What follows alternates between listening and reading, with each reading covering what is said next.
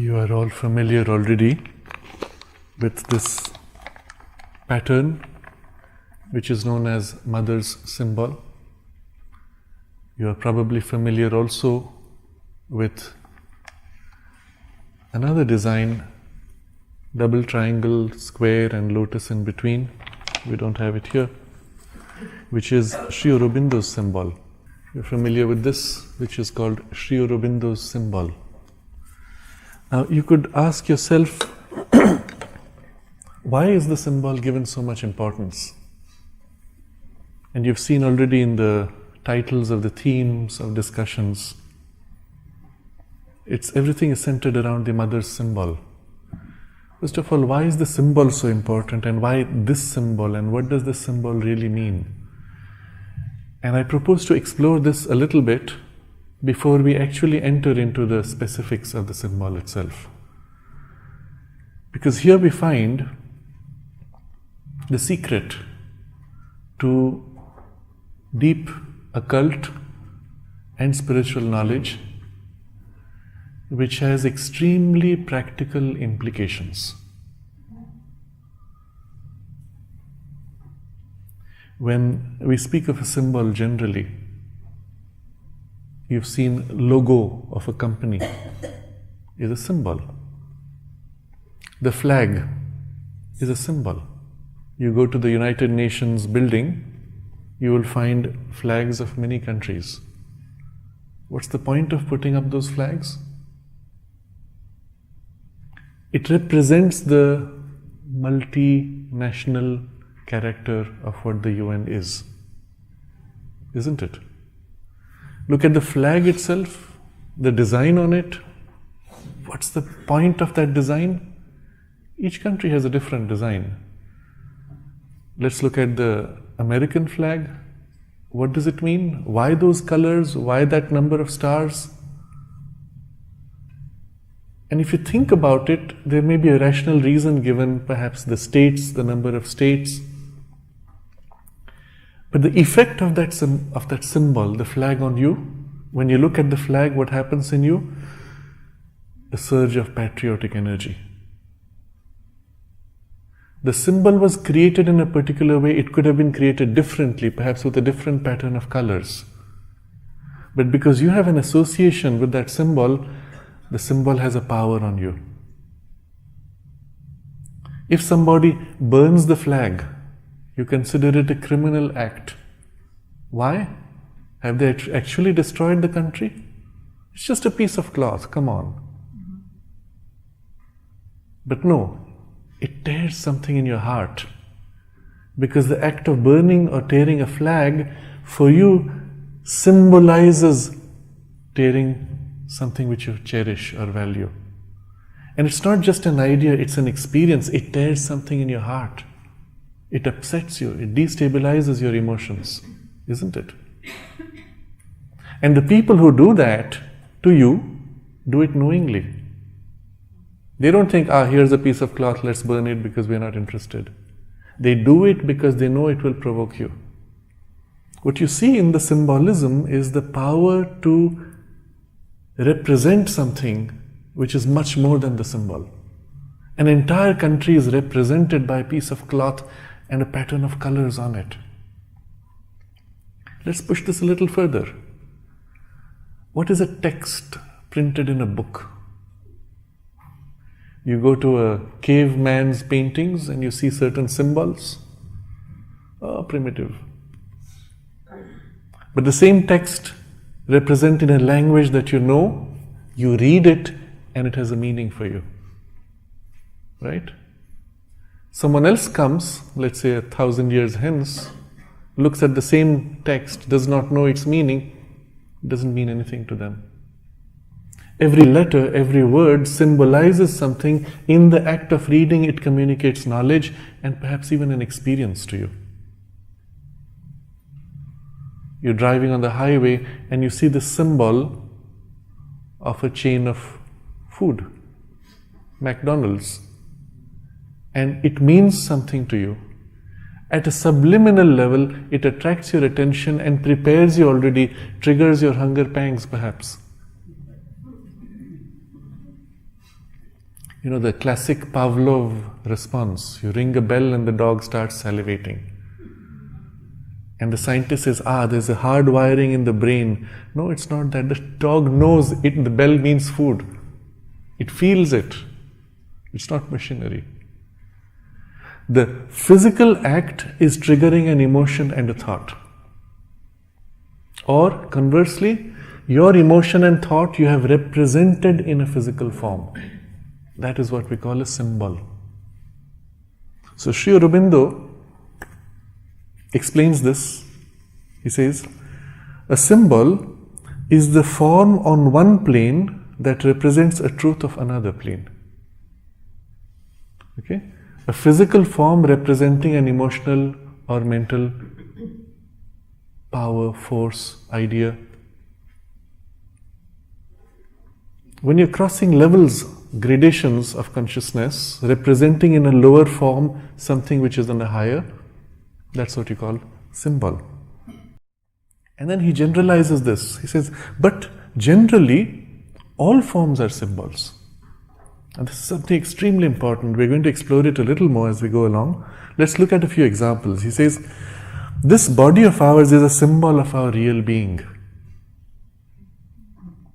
And everything is a symbol of some higher reality. And we're going to explore this a little more. But then he says there are 4 kinds of symbols, broadly. The first is what he calls conventional symbols. He takes the example of the Vedic rishis. They describe light as cow, because the same word is used for both, go. And once you've made that association, Sri Aurobindo explains, the symbol becomes active, like the flag. You drew an arbitrary pattern which to you meant something. In America, it meant something to the founding fathers. If today you had sat down and decided you might draw a different flag, representing those elements of thought or emotion, but maybe in a different pattern. But once it's done, it acquires a force which then sustains. The second symbol he calls life symbols, which are not artificially chosen, but derive naturally from day-to-day life and grow from our surroundings. For example, the mountain. At least for the Vedic rishis, it represented the journey, the upward climb. In our own experience, we have in our dreams natural symbols emerging.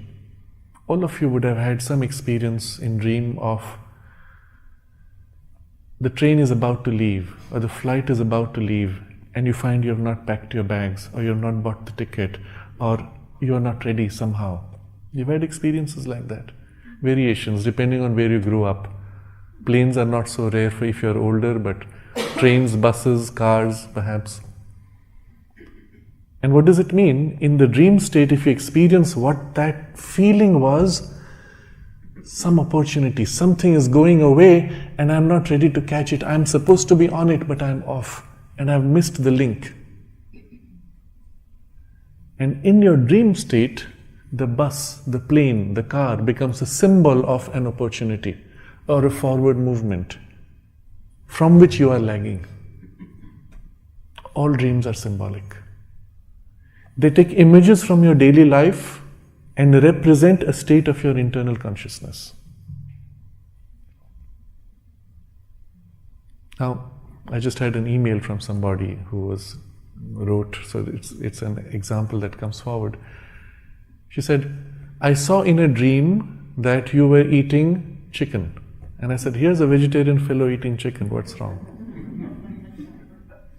And she interpreted it as me doing something, reading or studying something which was not quite comfortable for my nature. And it was true, I was reading something which was very disturbing. But she caught it, symbolically represented as something which I would not normally accept, which I would normally reject as taking in reading. It's not food, it's reading, taking into consciousness some information, some experiential content, which I would be very uncomfortable with. And so it is ingesting as food. The symbolism is in the eating process. Interesting, isn't it? So these are life symbols. And we use them all the time. In our vocabulary, in language, we're always using words which represent symbolically something.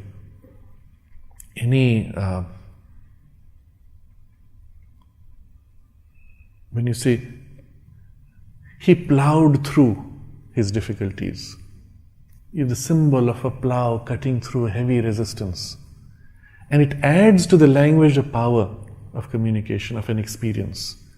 Because there is no word for that experience of plowing through. But life gives you an experience, you make a simile or a metaphor, and that's a symbol. Without similes and metaphors, you could say very little of real value.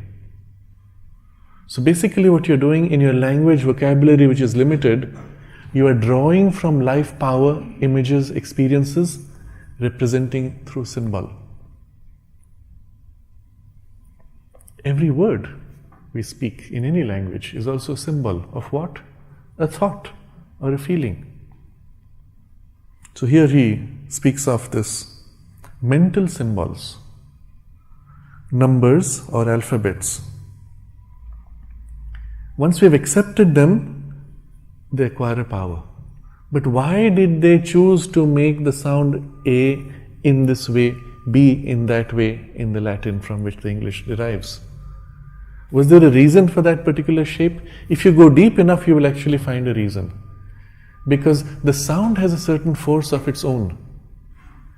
And if you had to represent a sound in a form, you would tend to make a form that captures something of the force of the sound. And the same with numbers. But once that link is made, the form has a force of its own. When you're reading a book, all you're doing is reading a scroll of ink on paper. But in your mind, you are pouring in a series of ideas and emotions, evoking experiences. That's the power of the symbol. It can lead to an experience in your emotions and thoughts by the trigger of a physical form, which in itself is just a little bit of ink on paper. There's no other value. And then he makes one more symbol, which is a category of symbols. Symbols which have inherent value or power of their own.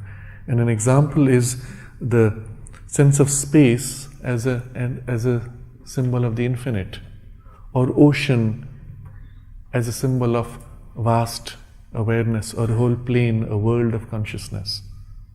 So in the dream state, for example, when you find yourself journeying on an ocean, what's the feel you have? And you just have to feel and describe what does it mean to you as a symbol? A vast domain, unexplored, infinite, and you're moving forward. It's natural, it's obvious. If I ask you to visualize infinity, how would you picture it? Space. You don't think of desert, you think of space, infinity, naturally. So these are some examples Sri Aurobindo gives, but we now go into the deeper truth of what he said earlier. All forms are symbols. Our body is a symbol of our real being. Everything is a symbol of some higher reality. And this is where we get into the most interesting part of it. Because remember, a symbol represents something which you otherwise could not capture. And the symbol capturing it, you can move the symbol and provoke reactions because of the link. Like burning the flag provoked a reaction in you. Or raising the flag provoked a different reaction in you. Lowering the flag provoked a different reaction. It's as if once it's attached to this physical object, I can play the object and provoke that response. There's a very interesting incident narrated in a little known book, but I would recommend it for you to read. It's called Rolling Thunder. It's the story of a Native American healer. And the author, is observing this, learning from him. And at some point, the healer demonstrates this. He says, "Let me show you how I control lightning." He takes, I think it's called a stink beetle. He flips it upside down, takes a feather and tickles its belly. Now the interesting thing is, the author notes, every time the feather tickled the belly, with each stroke, there was a stroke of lightning. Kruk, kruk, kruk. You see what that means? Somehow the beetle and the feather tickling its stomach is linked to an operation up there in the clouds, and by playing here, you make that happen. Now, if you think about what that is in our lives, it's quite familiar. You take the remote control, push a button, your TV comes on, you push another button, channel changes. Why? There's a link. The link is invisible. But your remote control holds in its buttons symbolically the powers within the television that you are accessing and playing with. Okay? Now let's extend this a little more. Your hands moving and pushing buttons, what are they? Representing an intention in your thought. I want the TV to come on, my hand reaches, pushes a button. My hand is not my thought, is not my intention. It's a representation in the body. Okay? Go back one more step. If I had to have a body, what kind of a body would it be? Let's assume you are a pure consciousness. No forms at all. You're just aware, pure aware, hanging in empty space. And now you want to act in the domain of life, do something. What would your awareness feel itself doing? As if a part of its awareness reaching out, projecting a nudge to push, right? An extension, push. But if you really want to do something with matter, it's not enough to keep pushing. You want to be able to pull, stretch, squeeze. So you need two movements of energy reaching out to grab. Push, pull, squeeze, modify. Okay? So when pure consciousness tries to enter into the material world and grab and play with matter, it puts out these two energetic streams. And the energetic streams organize themselves, have to become material enough to push material objects. So when they organize themselves in life tissue, they become your arms. Your arms are symbols of these two movements of energy reaching out to manipulate. Now you see why in the Sanskrit language, palm, the word for palm, is the same for action. Because your arms represent your consciousness power of action reaching out. There's nothing else. Your arms have no other meaning.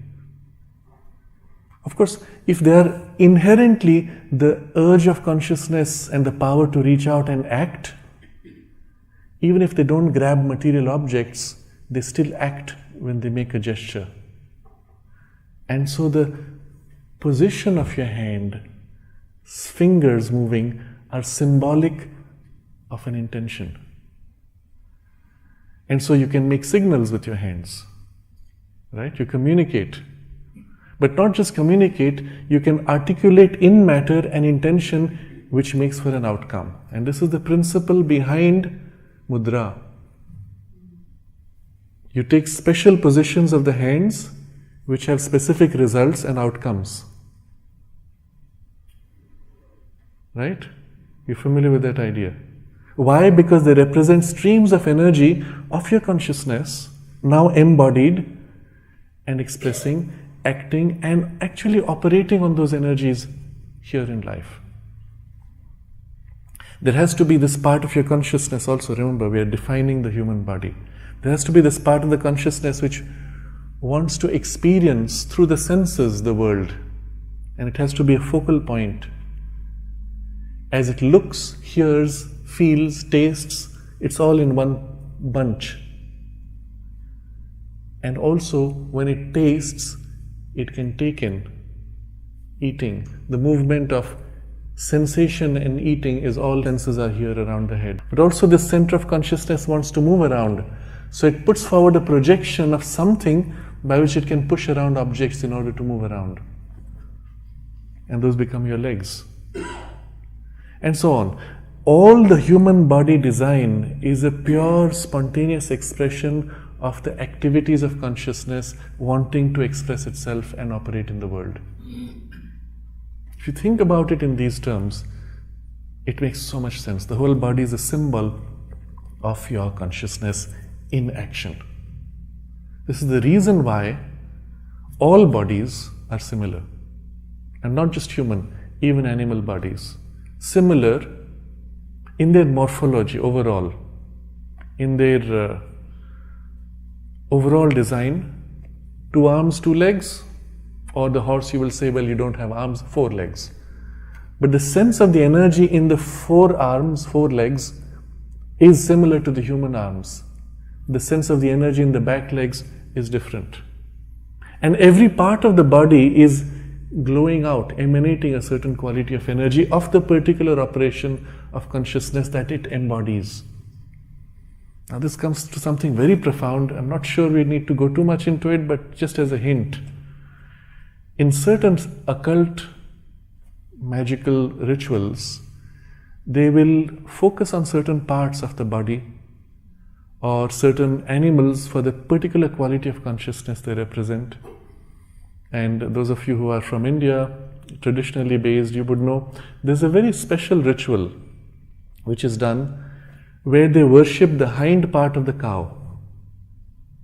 Now that might look weird. You want to worship, you come to the face of the cow, you're talking to the creature. No, but the goal is not the fellow inside, it's the quality of consciousness and the particular quality that is represented in the hind part of the cow, from where she gives milk. The sense of plenty outflowing. And there is the particular vibration associated with that plentifulness of Lakshmi. So the Lakshmi puja on the cow is done in the hind part. Very interesting. Because you're focusing on the consciousness and the quality of consciousness. And the same thing in the human body. Every part of our body is symbolically represented, even the form of our ears, the nose. You could ask a very simple question: why do we have 2 nostrils when finally they all join into one passage that goes to your lungs? Right? There's a symbol there, energetic, if you could go into what it means. And if you study a little bit, you'll discover your nostrils actually flip in their operations. Sometimes the left nostril is more active, sometimes the right. Why? Sometimes one is blocked, the other is operative. And you'll notice it varies according to the state of your body energetically, and sometimes even the state of your mind. If ever you find yourself waking up in the middle of the night and unable to sleep, observe your nostrils. Very likely you are breathing from the right nostril and not the left, which activates the nervous system. If you force it to switch by blocking the right and breathing from the left, you put the nervous system into a more passive state, you'll find yourself easily going into sleep. When you've eaten food, the right nostril will activate. Now, this is not about air flow, this is about energy flow. And air is a symbol of the energy flow. When you breathe in, you're taking in prana, life force, not air. Air is the vehicle for prana. And if you can somehow reach out and access the prana directly with very little physical air, physical oxygen, you can still breathe in prana and your life systems will function. This is what the Hatha Yogi does when he goes into a kind of a semi-trance and is buried alive. No airflow or limited air, as long the little that is there in his little box, and he stays there for 2 or 3 days and doesn't die because he's accessing directly the prana. But once you have access directly to the prana, your breathing content is unimportant. You can draw as much energy as you want without needing oxygen for the chemical reaction. Push the logic one more level. Even the chemical reactions are symbolic of energies that the chemicals represent. Everything in the material world is a symbol. And upon this is based the whole science of occultism and symbolism of various kinds. If you had to, for example, call upon a particular quality of consciousness represented symbolically by one of the planets, let's say Mars. Mars is associated with vitality, energy, strength, courage. Mars is associated with the color red. with certain materials which are reddish, flowers which are reddish, objects which are of a certain type. If you want to invoke or evoke that particular quality, well, gather those objects, arrange them in a particular way in a symbol that represents Mars. And this is the basis for the whole ritual of the Mars puja. And once arranged, just as the flag provoked responses within you, once arranged and the manipulations here provoke responses in the environment. Now the whole science is fascinating. It is occult because these connections are hidden, they are not obvious. This knowledge of the arrangements and their effects is not obvious. But if you dig a little bit behind the scenes, you will find, oh yeah, that makes a lot of sense. You can even rediscover it. You don't have to learn it from someone else because it's a science. It's a natural process. There are, for example, in nature, certain rhythms which are associated with planets. In the human being, for example, we have cycles associated with the sun, cycles associated with the moon. The sleep cycle, for example, is tied to the sun. My body just came from the other side of the earth 3 days ago, but it still is aligned to the energy of that other side and undergoes the same sleep cycle, feeling sleepy as if the body was there. The other cycles associated with the moon, let me take an example first with the sun. You take shells in the water which open and close with the tides. Okay, that's related to the sun cycle as well as the position of the moon. And these are, let's say, on the beach of, what's the nearest beach here? Myrtle Beach. Okay. Take them from the beach, put them on top of a mountain in the middle of the United States. Now they have no water movement. You put them in an aquarium. They have no water movement to tell them what the current rhythm is. So after closing and opening a few times, they stop, they're confused, and then they resynchronize and start opening all together as if there was a beach on that location and the tides at that point. Now there's no beach, there are no tides there. But they're synchronized to the sun and the moon in such a way they sense the rhythm as if the tides were happening around them. Amazing. The human body similarly is synchronized with many such cycles related to different planets. And if you could represent them in an image symbol, you have the horoscope, symbolizing a certain energetic pattern imprinting upon you. And what can you do with it? Well, like any other symbol, you can play with it, manipulate it to modify things. You're not bound by that symbol. Remember, if you move an object, it has a ripple effect on the connection. Your whole body has parts which align to those centers energetically.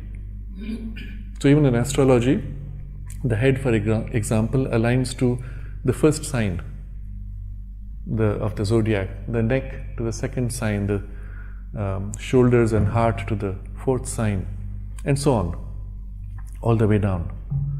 And when in your chart those energies are somehow misaligned or in conflict, in the biology you will find there are patterns of disturbance in those parts. Interesting. Because we are a symbol, not just of the consciousness which inhabits, but because that consciousness is one with the universe, we are a symbol of the whole universe. Within us, everything that exists out there is somehow represented because we are the most evolved symbol. The whole universe, preparing to relate to the whole universe, everything is linked here somehow. And if we turn deeper behind the sense of the form, we can sense all those energies and their waves as they happen within us. Like the shells could experience the relationship with the sun and moon from wherever they were. We're just not conscious. We're too busy, turned outward, unconscious of what's happening within us, the tides of energies inside. But once in a while we have a sensation of this. You go in a crowded place, you come back feeling weird because you caught an infection energetically. And these little experiences tell us that we are more than just what we seem to appear here. We are much more an energy, much less a body. We are much more awareness and less energy. And if you go back a few steps, remember the form is a symbol of what is behind. You can manipulate what is behind and the form changes. The body is a symbol of the energy. Energy body is a symbol of the mind consciousness, which is eventually a symbol of the soul's imprint that it brings. Except that the human body is much more complex. It's not just under influence of the soul's imprint, but many other imprints, and everything combines to make this symbol. So when Sri Aurobindo says this, now you can see how much sense it makes. But generally all forms are symbols. The body of ours, this body of ours is a symbol of our real being, and everything is a symbol of some higher reality. Our life is a symbol of our consciousness. The mother puts it differently. She says, our life is a mirror of what you are. When you have a problem, and a particularly sticky problem, look inside yourself. What is it in you that is inviting or provoking that problem? Correct that internally and the problem will go away. So you can look at it another way. The mirror reflecting you provokes you to correct what otherwise you would never see. So think of it as life is helping you to set right or correct for some problem. See, you can look at the same thing in different ways, but we're looking at an essential truth behind. Numbers are symbols the same way. Colors are symbols. Everything is symbol. So I won't go deeper into this idea. You get the hang of it. Everything is symbolic, and that means by manipulating the symbol, you can, and you are the greatest symbol. Now, when I look into myself, and remember those tendencies within me, something shrinking, something insufficiently developed, something exaggerated, something unbalanced in harmony with some other part of me, all of that could be represented symbolically and is represented in my room's arrangement, for example. But if I had to start working on myself, what would be the map by which I could assess what I need to develop, what I need to set right, what I need to grow? What is the map that would indicate the completeness of all of my capacity? Or what is that essential map by which everything else would be developed to full capacity? If you look internally, there are certain powers you have which are essential, which make for everything else. And if those you could map out, that would give you an indication. And now we come to the two symbols of Sri Aurobindo and the Mother. Both are such essential maps, but different aspects of reality. Sri Aurobindo's symbol is a map. The two triangles, there's one triangle pointing down, one triangle pointing up. The triangle pointing down is Sat Chit Ananda. It's the divine consciousness turning, pouring downward to manifest. The triangle pointing up is matter, life, mind.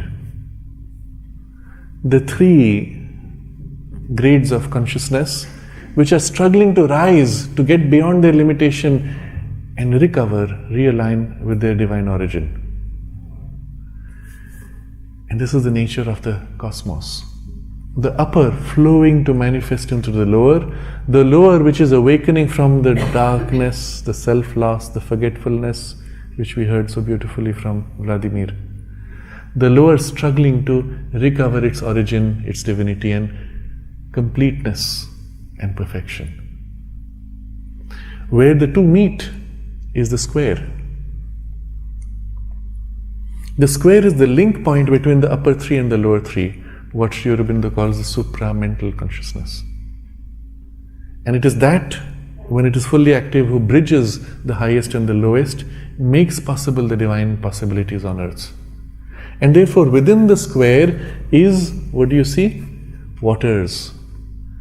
In the Veda, the waters are symbols of the planes. 7 planes, the entire cosmos, divinized, manifested with divinity. And within that, the lotus representing the avatar. As a symbol, the flower is fascinating. Lotus emerges out of the mud, grows to bloom not only this beauty and perfume, but notice the lotus leaves, they are in the water, they're never wet. Are you familiar with that? Those of you who have not seen lotuses may not know this, but there's a special characteristic of the lotus leaves, they are never wet. And it's a symbol of the poise of detachment of our consciousness. Our soul lives in life, it is never sticky, never attached. It can flow through all experiences without getting stuck anywhere. That's how it should be. And so the lotus is, even the name in Sanskrit is Pankaja, that which is born out of the mud. Born in the mud or out of the mud, but not belonging to the mud. That's you. That's our souls as they emerge. And the lotus here represents the avatar, the perfect divinized human being. The mother symbol, on the other hand, is very different. It's not got straight lines. It's not the structure. It's the flowing energy that manifests in the cosmos, which constructs, builds the cosmos and builds everything in the cosmos. And the flowing energy, therefore, all circular, everything is flowing. And it originates from the center, which represents the divine Shakti, the divine mother, from whom everything moves and flows. And then the 4 petals immediately around it are the 4 powers of the divine mother as she manifests. We had some discussion around this in the last retreat. But the first aspect is the power of vast knowledge. All knowledge, embracing everything, aware of everything, containing everything. Nothing is left out. Everything is known perfectly, entirely, intimately, flawlessly. Now you'll see why this is the first. We'll see this shortly.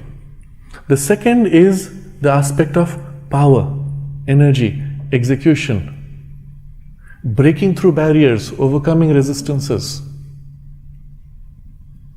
which is the knowledge activated into movement, without which knowledge would be, well, impotent. But power, as it acts, must emerge from knowledge, otherwise it would be the bull in the china shop, destructive often, uncontrolled, unbalanced, erroneous even.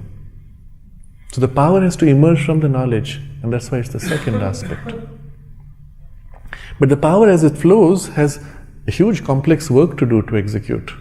And so the third aspect is that of harmony, which puts all things in their right relation.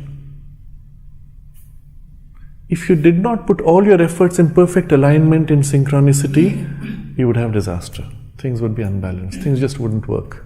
And when everything is in perfect alignment, in synchronicity, it just happens effortlessly, flawlessly. You're familiar with the Japanese concept of just-in-time management.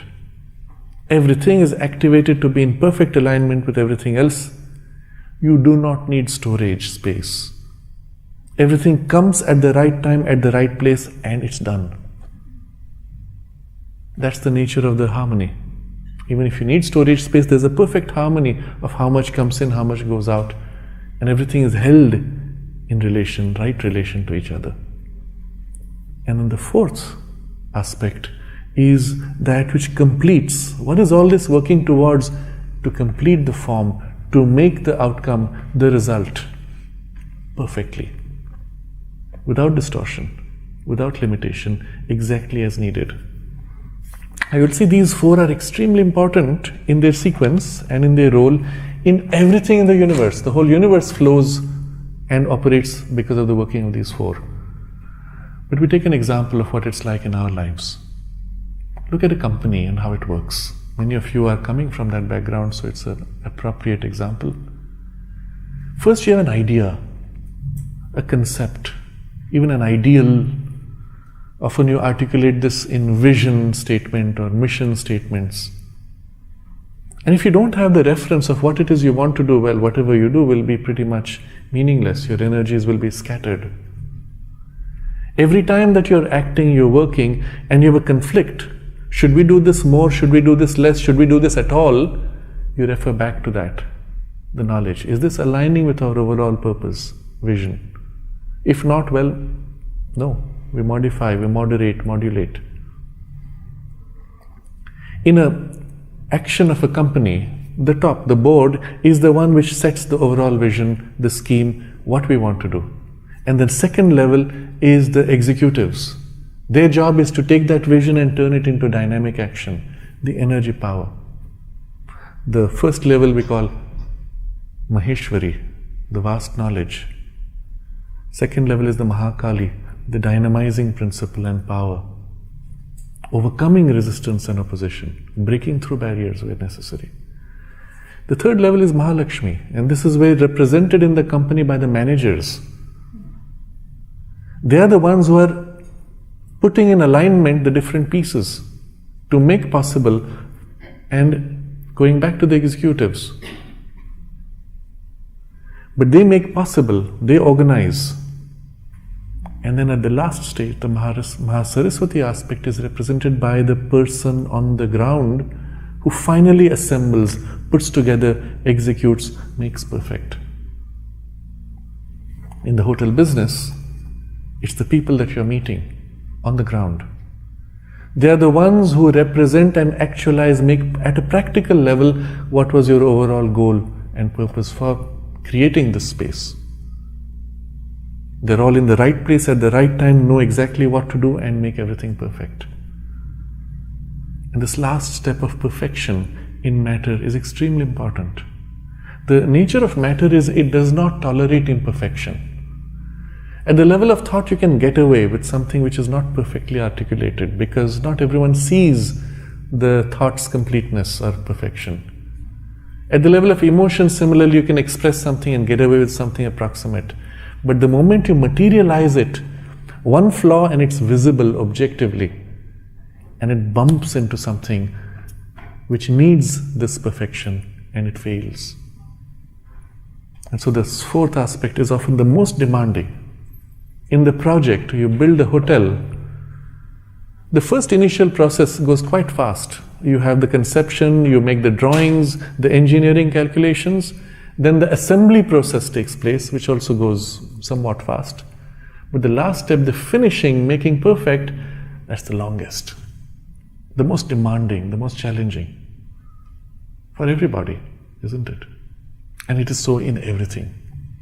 This is how the governments are structured. This is how the military is structured. This is how any work, any operation is structured. This is how the human being is designed, interestingly. The head, the knowledge is here. The strength is in the arms, shoulders, upper part of the chest. The harmonizing, organizing, digestion is in the abdomen. And then the feet represent the movement, the perfect steps. Not so obvious, but the fingers would be more obvious, fingers and feet. They are the points where you make the last point of contact for perfection. So, the first movement when the divine flows to manifest is this fourfold action. Each one of us is naturally aligned to one or more of these, effortlessly. That's how we are. Some of us are naturally thought people, knowledge people. Some of us are naturally leaders, action, adventurers. Some of us are naturally organizers, arrangers, harmonizers. People's person often. And the fourth is some of us naturally are craftsmen. We make perfect in what we do. Now remember, any project requires all four. And if some of us are naturally aligned and skilled in one of these four, then if we have to work as a team, we should make sure the team is complete, all four powers represented. If not, that's where your flaw will be in the project. When you have repeated patterns of error in a project, observe what's missing in this fourfold organization. Let's say you are your own project, you are a writer. Okay? You have to do all four, including the last step of typing, which is the fourth, or writing by hand. You have all four. If something is not working out, observe where the gap is in the four levels of the consciousness. From a conception of a vision, I'm going to write the world's greatest novel, at least in intention. In my mind, I create the perfect scheme. My story is so fascinating. If people read it, they would all be amazed. But somehow when I start writing, it doesn't quite work out. People read my manuscript and say, boring. I'm saying, but it's actually very interesting, don't you get it? So between my conception and internal experience of the story to the actual writing, there's a gap. Where? So obviously from here to there are two layers in between, including the last layer. In the way I word it, I might get that quite right. But in the way I translate my concept into the energy aspect of it. In the way I organize the elements of my story to make it interesting. Those may be the gaps. Observe. And when all four elements are perfectly aligned, when all four aspects are perfectly aligned, the thing flows. Whoop, it's done. An effective team will be one where all four are represented but integrated internally. Now, what is it that can integrate the four? Interesting question. One of them can dominate the other three. That's not integration. Often it happens in a company where one side dominates and it weakens. Over time, the thing fails. You need perfect integration with each side doing what it does perfectly in its own terms. What can unify all four? Remember the picture? Yes? I think common vision. Common vision. Come back to the center. It's the center from which all four emerged. When all four lean back on the center, that's your focal point around which all four can be harmonized. Because the way it works, all four are essential. You cannot say this is inferior. There's a sequence in the chain of action, but each is equally important. So you cannot say just because you are the footman at the last step that you are less important. You know, recently there were some explosions of the Tesla car. Elon Musk, eventually after the study, they discovered there was one person on the assembly line who was sabotaging. How important is that? You can't say you're a worker, so you're less important. They're the ones who are executing and making perfect, intentionally or by mistake. They can mess it up. So all four being equally important, the one thing which can hold is the one which expresses all four. So you go back to the core, and I'm going to use a word here, the soul of the project. The soul of the team, as you articulated it, the idea which brought us together, not just the idea of the project, the idea which brought us together, which then we formed as the idea of the project, the original vision. And that's the point around which everything has to coalesce and organize. Now these four powers, as they move into action, they have specific qualities in the execution which are needed to make that action effective and complete. And those become now the 12 petals around the four. So the vocabulary that Sri Aurobindo and the mother used to describe this is interesting. So I go back to reading when the precision of the word is important. The way the mother describes, the central circle represents the Supreme Mother, the Mahashakti. The four central petals are the four aspects of the mother, and the 12 petals, her 12 attributes.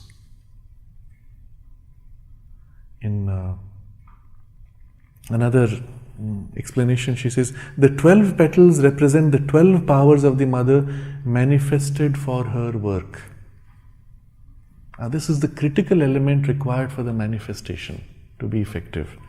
And I read from another letter of Sri Aurobindo. This again goes quite deep, but we'll just look at the overall idea.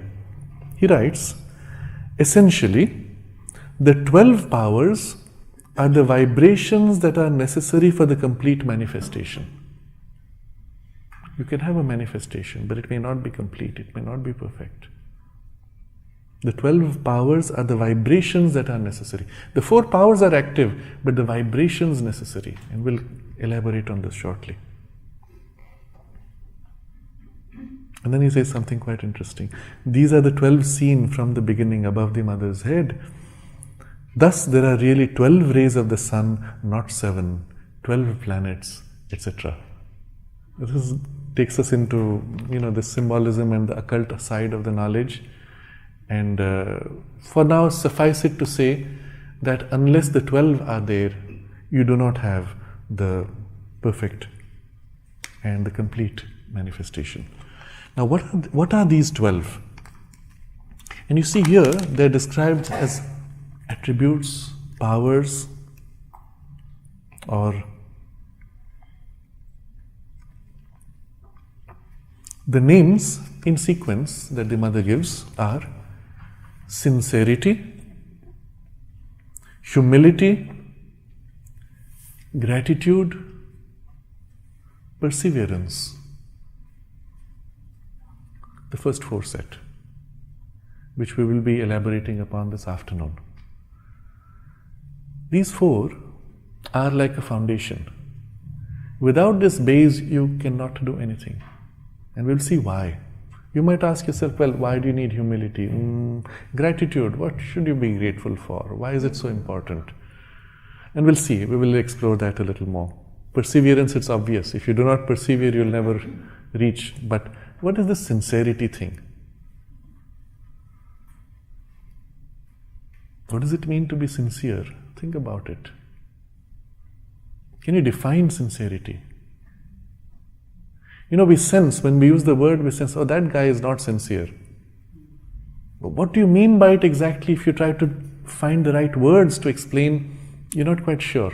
It's one of those very complex, essential ideas or experiences you don't have words to express. And you'll see how the mother explains it and how we can articulate and put into practice. So these are the first 4, which are like a foundation. The second 4 are what make possible the execution. So, aspiration, receptivity, progress, courage. Again, some are quite obvious. Courage is obvious. Unless you have courage, well, you would not even be able to do something extraordinary. What is this aspiration thing? And why, what receptivity to what? We'll be elaborating upon that tomorrow. And the last 4 is how this manifesting movement relates to the whole world, to everything else around it. Because after all, anything you do as a project does not stand in isolation. It can only exist in relation to the rest of the universe. And if something is out of sync there, you are as if opposing the universe, or you're opposed by the universe. So what's the relationship of what you're doing with the universe that you have to set right? And these are the 4 powers: goodness, generosity, equanimity, peace. Again, some are obvious. Generosity, goodness, oh yeah, that's what makes for goodwill. Equanimity, you can guess perhaps in the face of difficulties, but peace, what is that and why is it so essential? And like the 4 powers, which are each equally important, these 12 attributes or qualities are equally important. And as we will be exploring them, we will also be introspecting, and we will see where we lack and what is it we need to do for correcting it. And so it's going to be a introspective, exploratory journey over these 12 as we go along. The focus of this discussion was to become conscious of what is this idea of symbol, what the mother's and Sri Aurobindo's symbol represent. And remember, the mother's symbol is the whole manifesting Shakti. What we're doing in life is always manifesting.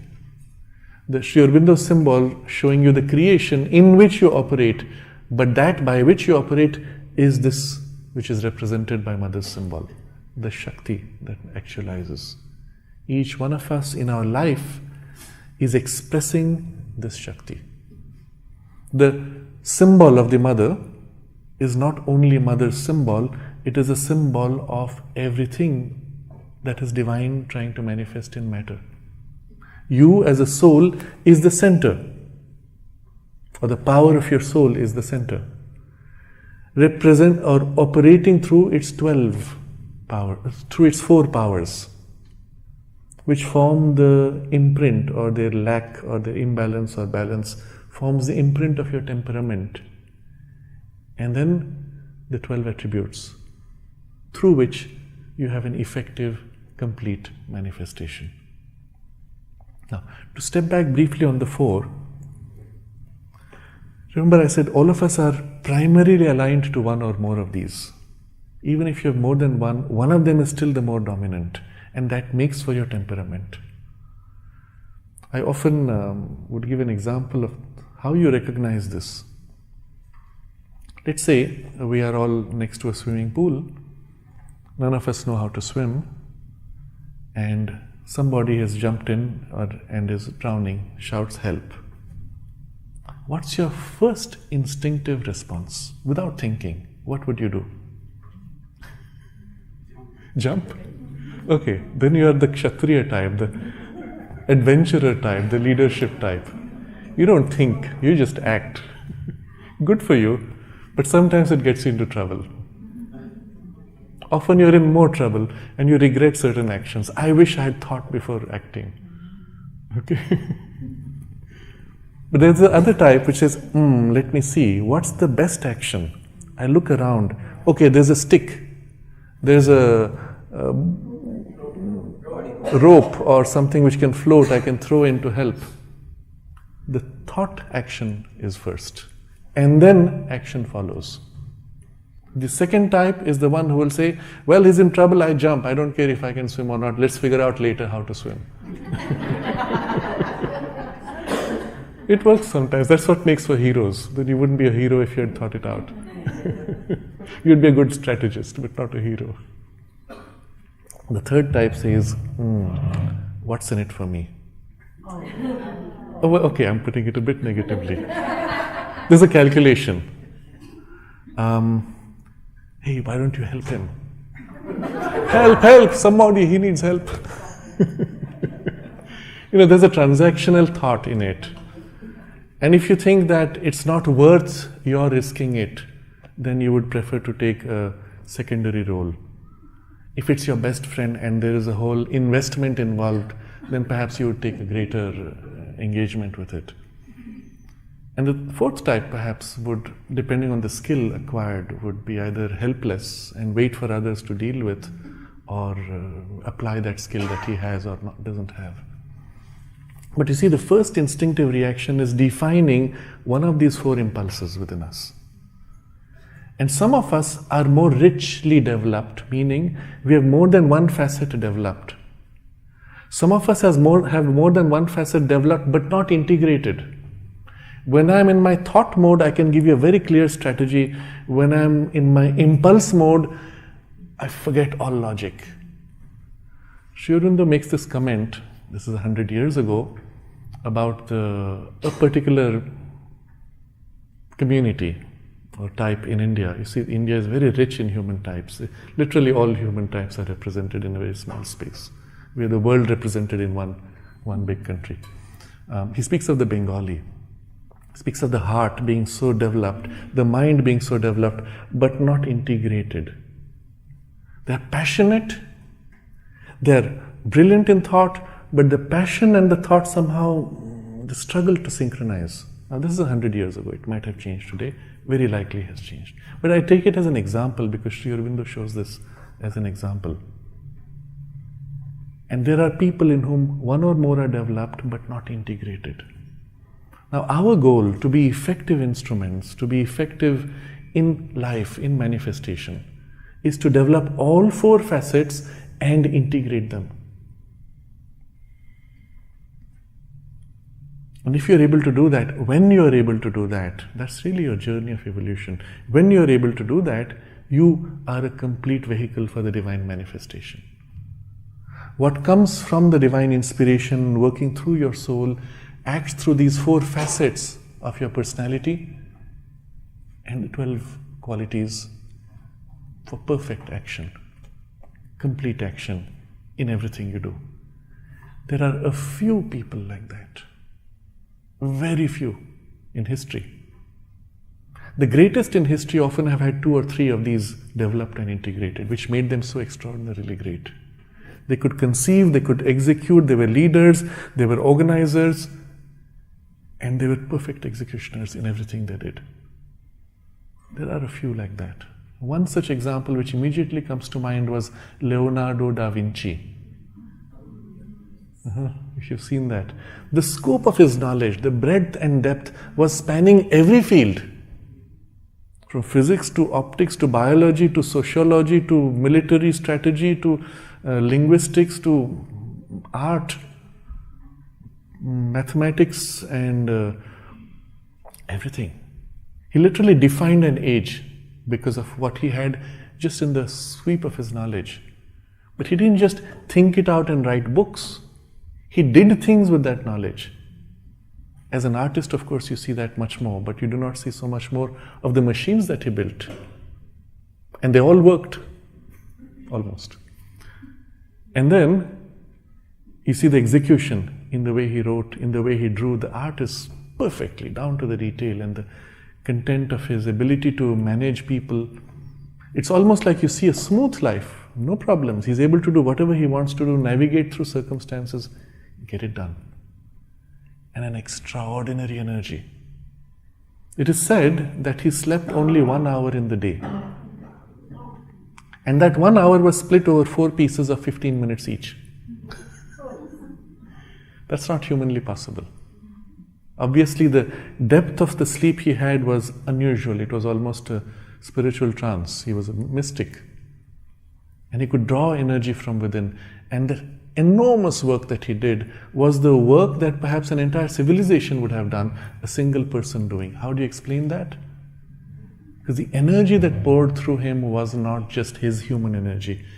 It was that inspired divine energy pouring through, but a vehicle which was fully developed, able then to channel through that divine possibility.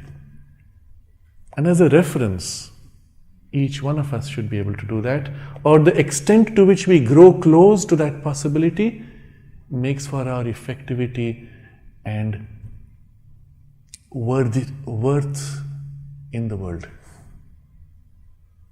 Now, most of you are involved in projects of some kind or other. If you put this as the backdrop, use the work you do, the project you do as a reference for developing yourself and your innate potential in this way, by this reference, you can also grow in this direction. If you're working as a team, you work together as a team to fulfill these.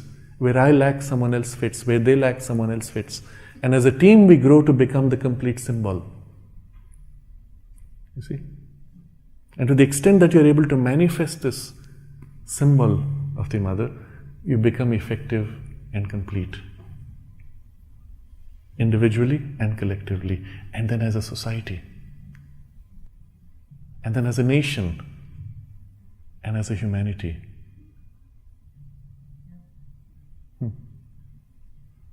So the theme was titled Manifesting the Mother's Symbol, and now you can understand what that means much more deeply. That's what we're here to do. That's our work. You could play around with the form of the symbol, but the principle 1, 4, 12 would be irrespective. We are the symbol for the divine manifestation. We can dwell on this for a while. Hold an aspiration for what we must become and fulfill, what we hold as a potential within. For a few minutes of silence. We'll have time for questions in the afternoon session where we will take up the elaboration of the 12 powers.